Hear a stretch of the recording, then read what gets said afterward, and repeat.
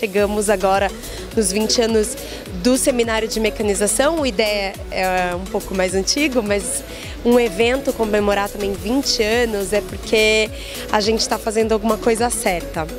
E o nosso objetivo sempre foi fomentar o desenvolvimento do setor sucroenergético, né? O Seminário de Mecanização, ele acompanhou a evolução da mecanização nos canaviais.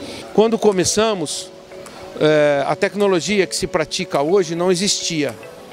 Nós cortávamos cana queimada e à mão, era tudo manual. Hoje, nós temos a mecanização num nível elevadíssimo, de altíssima qualidade, com uma redução de custos elevadíssima, chega a ser 40%, 50% mais barato que o que nós fazíamos antes. Aqui é um local, é um berço, né?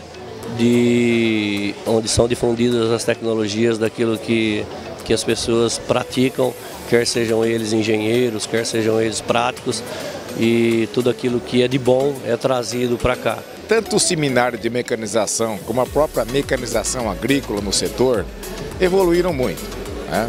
A gente vê hoje, eu, por exemplo, planto e colho 100% mecanizado e não abro mão dessa tecnologia. Então nós temos aí as evoluções das plantadoras, as evoluções das colhedoras.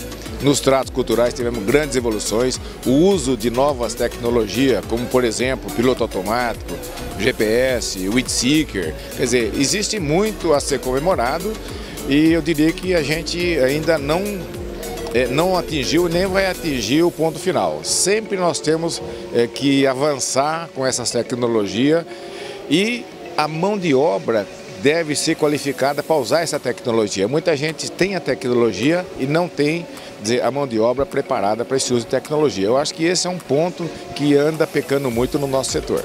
A safra de cana, ela tá se iniciando mais cedo. Os canaviais estão sendo sacrificados. Nós tivemos um plantio diminuto, né, por conta de toda a crise que o setor passou.